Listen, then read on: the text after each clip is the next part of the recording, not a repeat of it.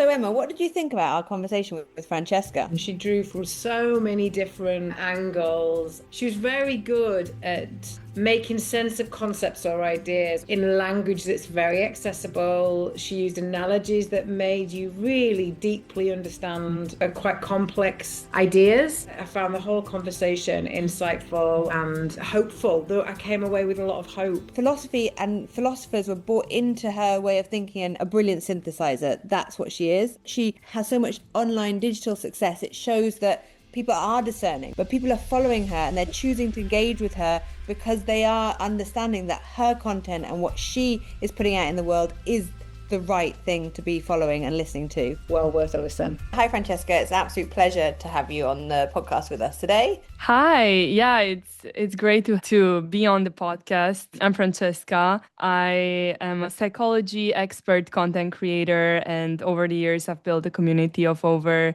3 million wonderful people across my channels. I am a therapeutic coach, which means I do life coaching with people, but I combine it with a lot of therapeutic methodologies and the future focused practical elements of life coaching. I'm also a writer or future author with Hay House. I write a book on human connection and how to ease that. And it's something that is very present and current in today's society. We are experiencing a loneliness epidemic. So we have forgotten a lot of the skills that it takes to connect to other human beings, how to have that social magnetism about us, which is both about learning some new skills that maybe we never got a chance to learn with COVID, with social media, especially with the new generations. And then also a lot about unlearning some things and the trauma and things that block us from connecting to other people.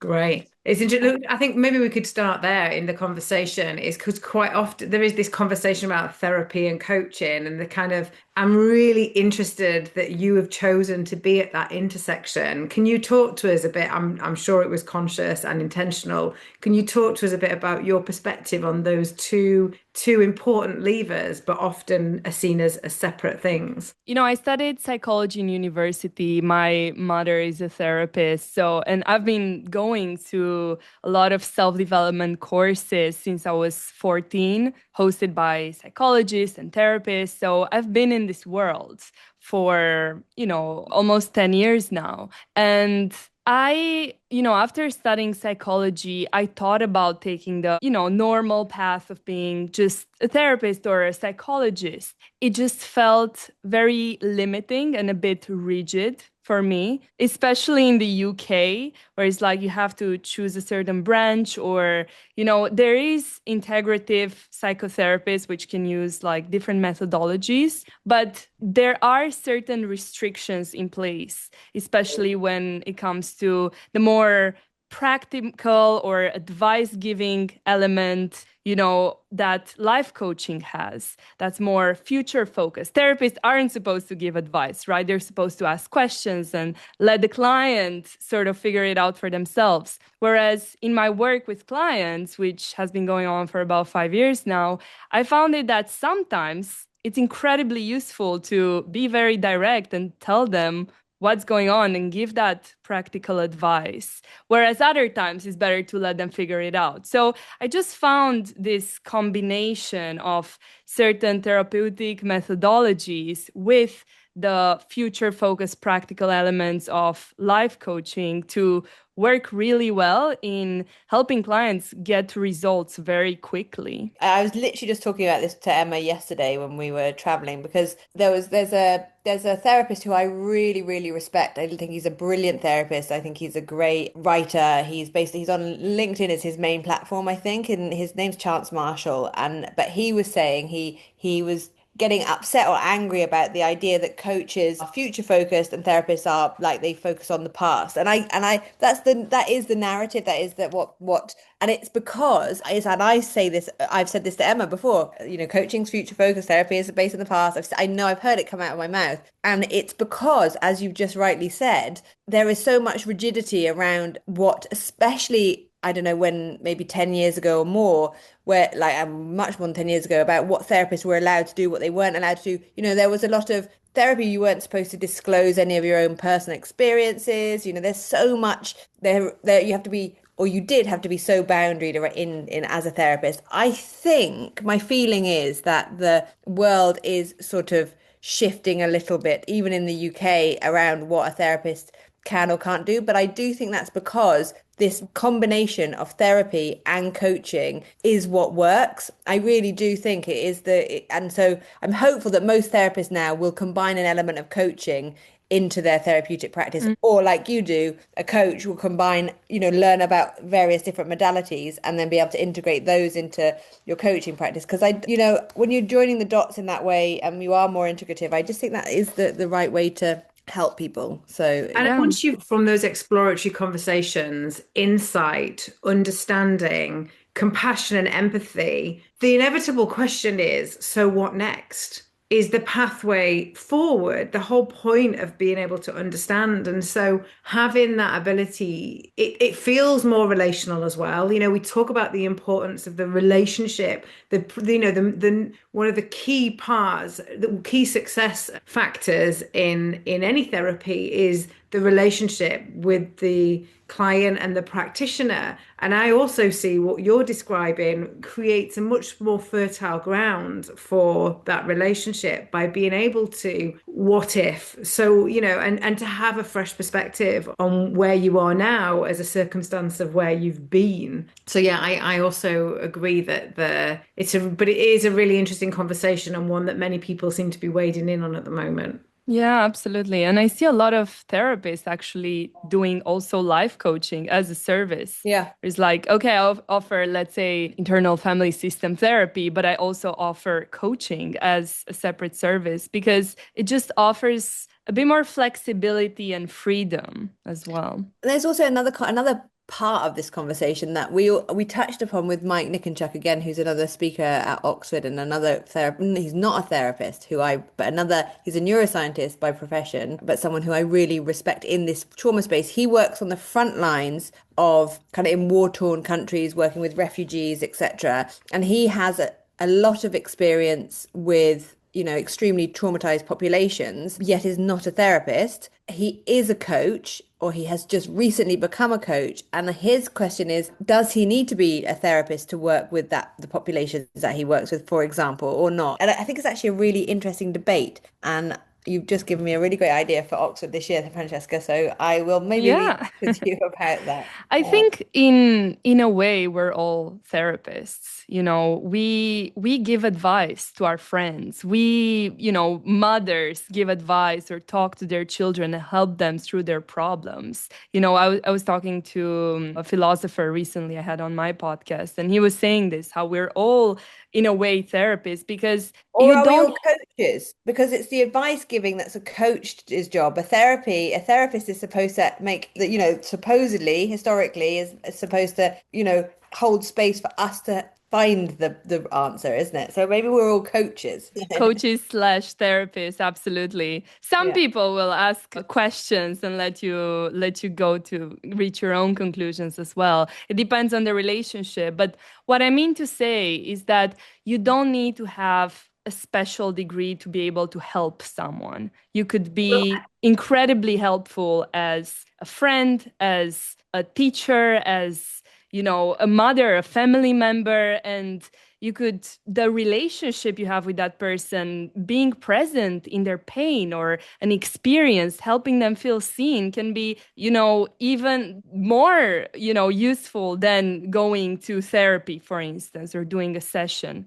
Yeah, and I So think we can get obsessed with qualification, but qualification doesn't make a brilliant practitioner. no, I It's think it's we've got all been to therapists that weren't so good or weren't so helpful. So I don't think degree equals necessarily expertise I sometimes, think I think actually. this is a really good bridge into the other piece that I wanted to pick on, which is those kind of qualities around listening and compassion and communication and all of the kind of intrinsic qualities that build that and create that sense of safety and build that relationship is what you then said the second kind of part of your introduction was around community and connection. And you talked about the loneliness epidemic, But similarly, we work with Esther Perel and run her event this year that's around desire and its disruptions. And, as part of the research in that work, we're talking about like a sex recession. It doesn't matter at what point you're in your relationship, people are just having less intimate relations.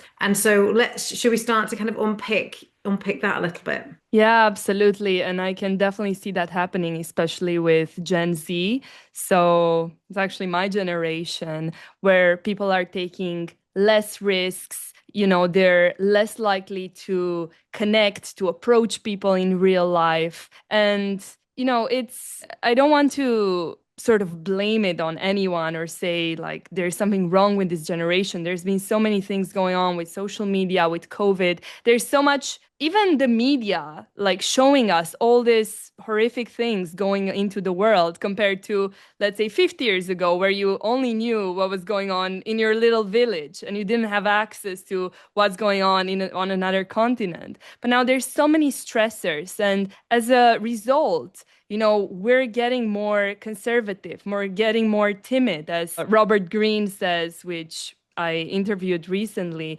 We are getting more timid as a generation, and we're less likely to take risks because we don't feel safe. And as you well known, as therapists, when your nervous system doesn't feel safe, when you don't feel that safe base inside yourself, you're not going to go out and explore the world. You're not going to go out and, have sex or connect to people or experience life. You're going to focus on self-protection. So I can absolutely see that happen as a result of our environment as well, because it's harder for people nowadays compared to what it was 10, 20, 30 years ago. Yeah, it's a shame, isn't it? And I was thinking as you were talking about Jonathan Haidt, who kind of wrote in his book, he mentioned the fact that 20, 30, 60 years ago, kids were able to just go outside on the street and play, and that's what they did as part of their growing up. And nowadays, we are so petrified about our children, doing anything and going outside and playing. It's like as parents, we are stopping them from doing what is so natural to them, which is just, authentic play time together outside on the street, whether it's on the street or whatever. But the truth is, there isn't any real like I don't know what the statistics, I haven't got them in front of me that he said, but there's no more risk now than there was, No, 30 there's years actually ago. less. I mean, all the stats shows that crime has significantly decreased, like we are living, objectively speaking, in a much safer world, especially here in the West. I can't comment on what's going on in other parts of the world, but here in the West,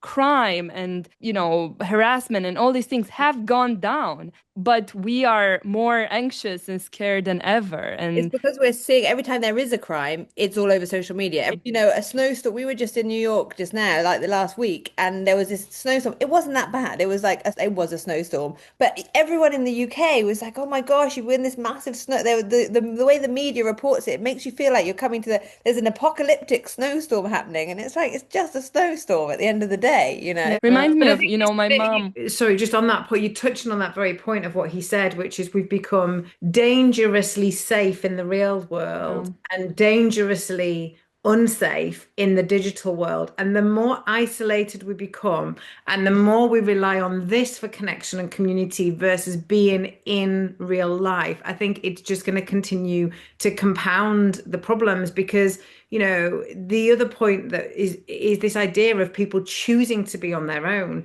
because actually being in connection with others is too dangerous, probably because of what's happened. There's so much because of that visibility, because of that scrutiny. We were talking about the impact of, that generation having watched the fallout of Me Too. And what does that do Yeah. to somebody who's like approaching someone and wanting to connect? So I think this idea of the real world feeling and seeming very dangerous, unnecessarily so to a large degree, as you've described in the Western world, and this being the digital world being the kind of I'll escape, which is just kind of say Emma is pointing when she's saying this, she's pointing at her mobile phone. putting you in your Absolutely. And it is that perception of danger, but it's also people are choosing to be on their own, also because we've become so hyper independent as a society in the West. And we have perfected these routines and we have this boundary culture of these are my boundaries, you shouldn't cross them, otherwise I cut you off. So it's this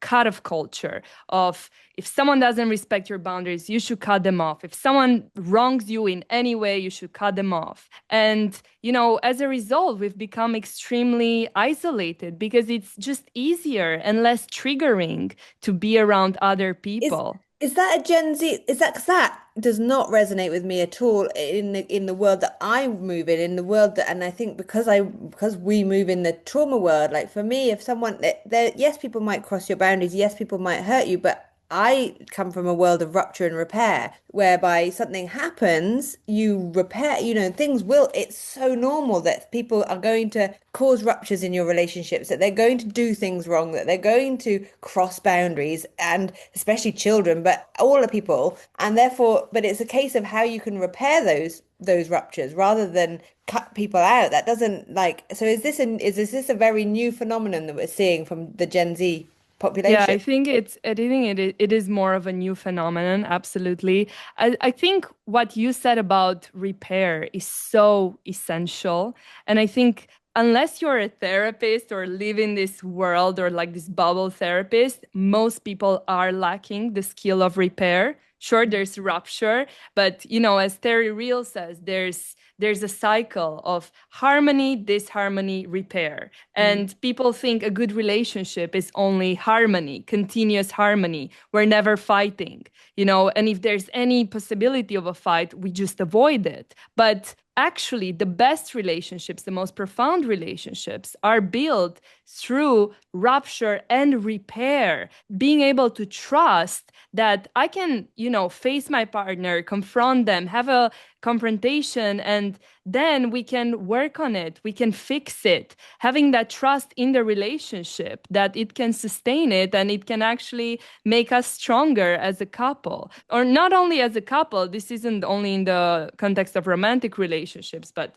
family and friends and any kind of of a relationship. But yes, going back to what you said, I do think it's more of a new phenomenon, especially if you go on TikTok, social media, you'll see so many people, coming with this huge list of like, if he's not doing X, X, Y, and Z, you should cut him up. He's not good for you, or these are my standards, and if someone crosses them, I'm gonna cut them off. And there is absolutely that culture of cutoff, especially on social media. And because it's mostly, I guess, younger, Gen Z who are chronically online, they get fed all this, neo-modern sort of advice that is actually very detrimental to their relationships and being able to have healthy relationships. So on that point, because the truth of the matter is, we're not going to escape the digital world. It's only going to increase, right? This world of AI and digital lands or whatever is out there. How can we, knowing that,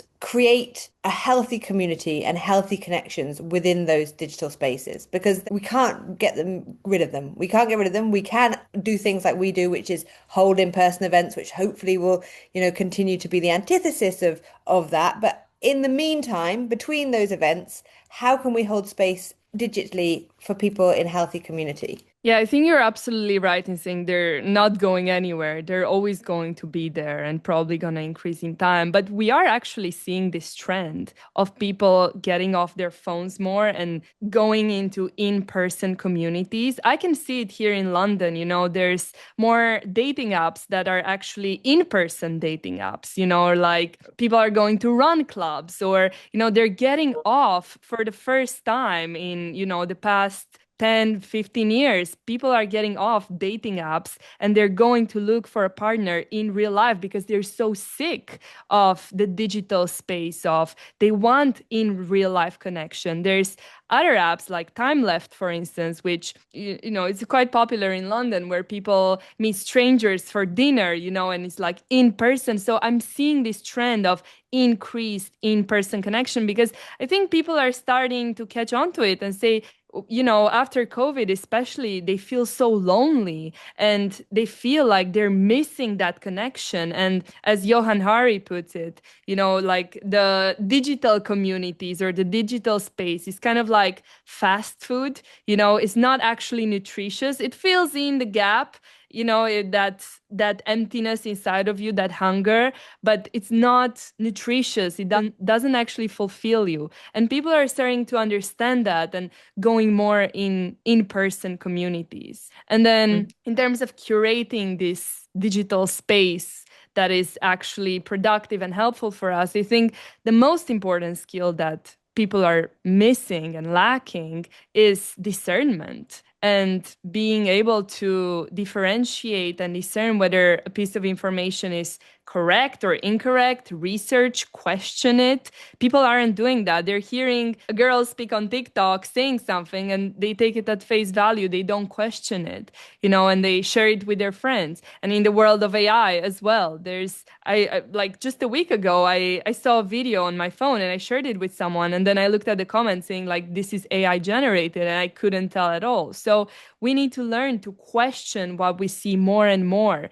And this is actually a skill that I personally learned in university, this critical thinking skill. And, everything you say, it has to be research backed. You can't just state your opinion. And I think we need more of that online, that discernment, because there's always going to be misleading information, bad information out there. We can really get rid of it. We can create more spaces and have more creators that are promoting positive sort of useful information. But even then, no one is perfect. Someone can come, even like the best psychotherapist is not going to always say the perfect thing. Sometimes they'll say something really bad, and people need to stop seeing them, or content creators, influencers, as these idols that are perfect and can never say something wrong, and start questioning what they're saying and discerning and, choosing what's true for themselves. Yeah, I think we've outsourced so much of the decision making around physical But health. can I say something there? I'm sorry I had to cut you off because it's really important because I think, when we think about what was connection and community before the digital world existed, it was religious spaces, really. That was where it was. There was no questioning of God. You can't question what God is like sort of saying. In those spaces, it was like God, but that was a place where community got together. So now these communities are being built around these influencers or around these kind of gurus. So it's like we are not just, we haven't evolved to question them. So it's the case, then it's a massive piece of education that kind of is the antithesis of everything we built communities around before, which was one infallible, unshakable mainstay. And I don't know how we change that. And that's a huge question, and it's not one we're going to probably answer on here, but it's one I want to put out there as why this is happening, why we live in this kind of culture. Yeah, and having that idol, that God, that set of beliefs that you all adhere to is something that really helps bring people together, and that's the truth. And maybe people can find something that's, let's say, health or fitness, that brings them together. That's sure still a set of beliefs or, a methodology, whatever it is, but that's more helpful and productive. And yeah, but I think it is something that we need to learn, to stop seeing things as black and white. I think that takes a lot of emotional maturity,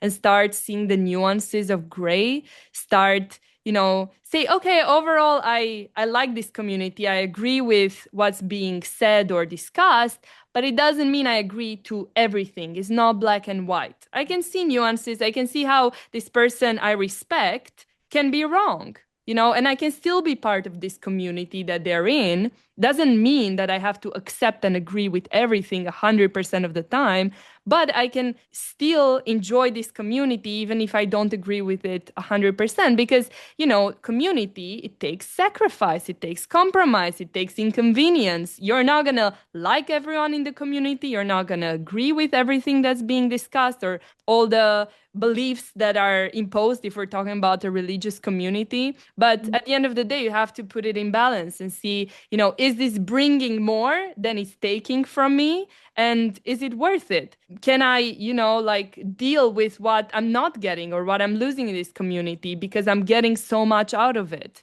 It's never going to be perfect with a community, with a partner, with a friend. You're never going to get the perfect person or community. So it's about what can you trade off? I think that's the point is like, if you look at brands, the way people are, they're the same thing. They've got a vision, they've got a North Star, a bit like religion. And I think the thing around religion as well is that you get to hear about because of that commitment to that North Star, there is opportunity for exploitation, exactly the same as there is in these spaces. But a large percentage of it was also for good. It built connection, it gave purpose, it gave some guardrails to how we live with one another in relative ease. And so, I think it's a really good parallel to make though, because it's like, how do we learn from communities that have been here a lot longer than this sort of communities, these spaces that we're living in a digital world now? And I guess the question that we've got to reconcile is how do we balance the physical and the digital, because they aren't going away, and the way that where do we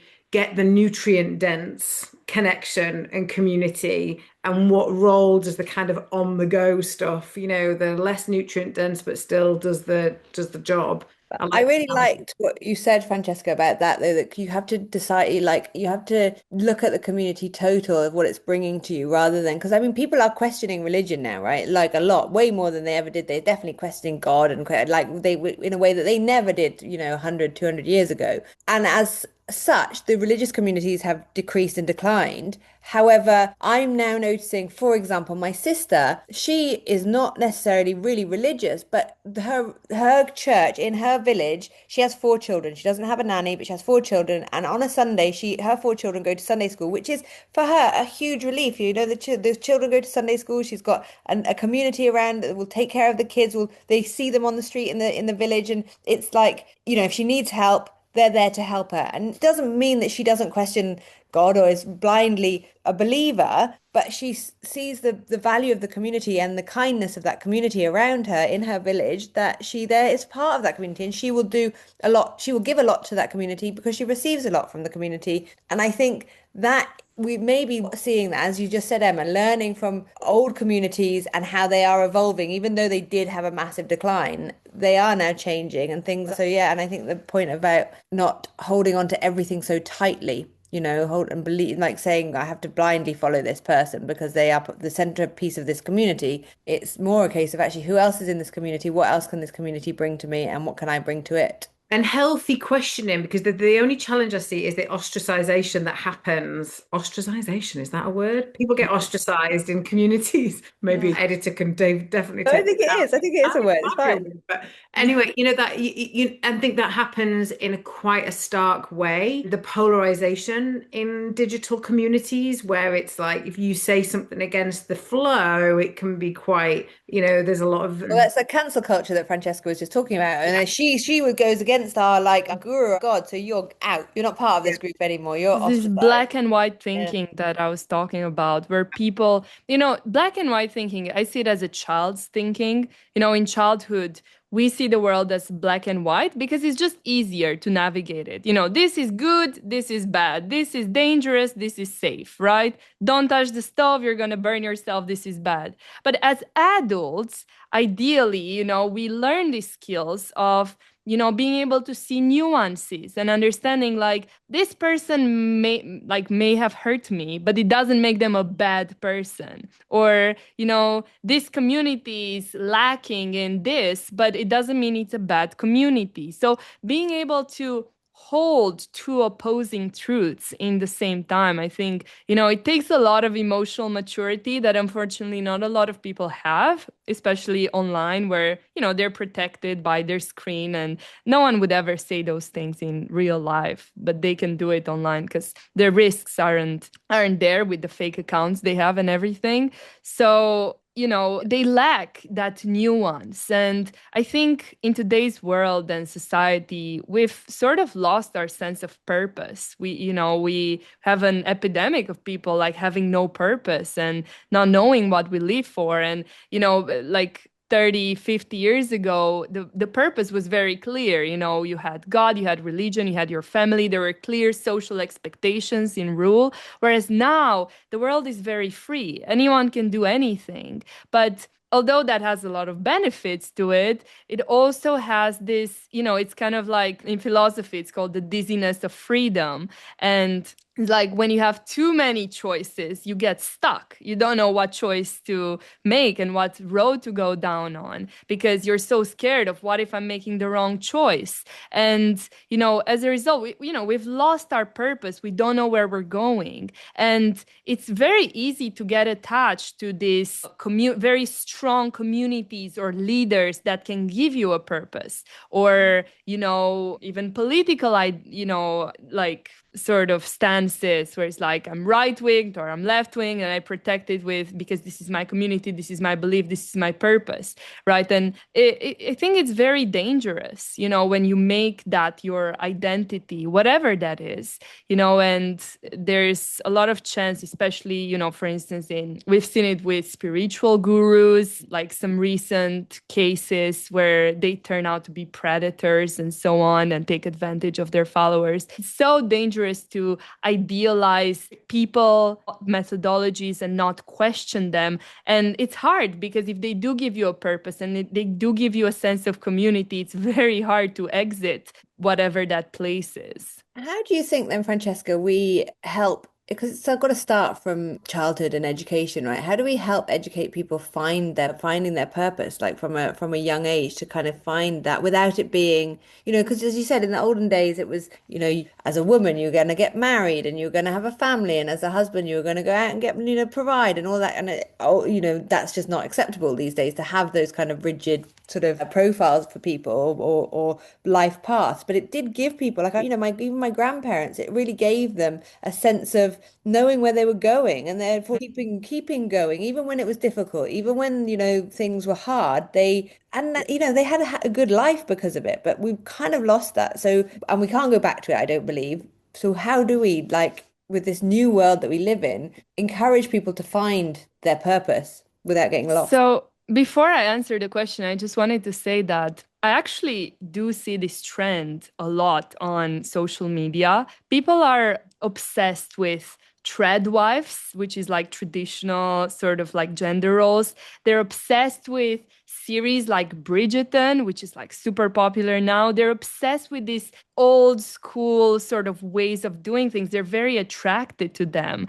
And I see a lot of people promoting this lifestyle of being a trad wife or having traditional family values. You see these influencers like, you know, Andrew Tate, which is a horrible example of like sort of more traditional masculinity gaining so much influence because people are kind of going back to that more conservative way of living exactly for that reason, because they have no purpose. They don't know their direction and their role in this society. So they tend to lean and be attracted to those things. But boundaries like that make you feel safe, right? It does. It kind of, it's like when you're a kid, you know, if your mum says you cannot do that, you know, so having rules makes us feel safe. There is a security in knowing what's right, and Exactly. what's wrong. So Absolutely. Boundaries makes us feel safe. And even if you're rebellious, you know, you're rebel against a boundary and that gives you an identity or a purpose. But if there's no boundaries, you know, you can't be rebellious, you can't follow the rules, you don't know who you are. So it's very hard for people today in today's society. In terms of like, how do you find your purpose and how do you educate people to be able to find their purpose? I was talking to Dr. K, who's a Harvard psychiatrist, about this, and he talks about how there's so much noise, right, in our environment with social media. We're constantly consuming, constantly getting dopamine, and that purpose cannot come from the outside. Someone cannot tell you your purpose. You know, your parents can tell you, okay, you're going to become a doctor or lawyer, but that's not your purpose. That's, you know, what they're telling you, and you're not going to be fulfilled. That purpose needs to come from the inside. So, a really important step actually to finding your purpose is cutting out all the chatter and all the noise and all the people telling you who you should be, and this constant consuming where people are working and then they're going for a run and listening to music, and then they're going to work listening to a podcast, and like there's no moments of silence, of just sitting with your thoughts and your feelings, and like what is going on inside of me, what am I naturally, sort of attracted to, or what do I do when I'm bored? So even like bringing back boredom, and then how does anyone find their purpose as a child is exploration. But that requires that safe base, right? That safety inside yourself.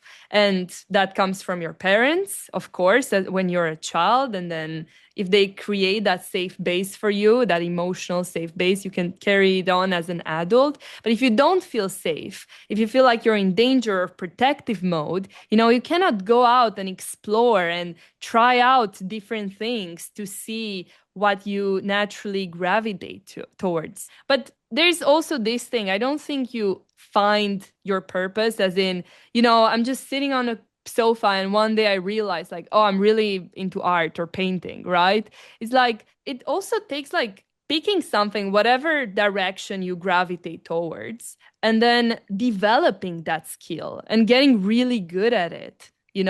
And then that's how you start to be really passionate about it. The more you put effort and time into it, you start being more passionate, and that sort of becomes your purpose. But it also takes effort. And also realizing when something that you thought might be your purpose isn't. And I'm just going to go, for me, I was very, very convinced when I was going through a very difficult time in my life that my son would be my purpose. I was so convinced that having a child would give me all the purpose I needed and that it was going to fix everything that was wrong with me. I had a child, and as much as I love him, I absolutely adore him, he wasn't and isn't my purpose, and it took me, and that was a very big shock, for me to sort of think that as a woman, my children or my child would be the purpose that would fulfill me, and it didn't. And I think then I had to really reevaluate and to get to the point where now I really do feel very purposeful in what I do. Everything I do, I'm so grateful that I do what I do, and I feel like my life is full of purpose. But it took a long time. As you said, it's not something that just, I didn't sit there and one day and suddenly it dropped into my lap and I was like, oh, there we are, that's my purpose, I'm fine. It was a hard road for sure. Yeah. I'm really interested in it. I'm conscious around time, and it's been a fascinating conversation on all fronts.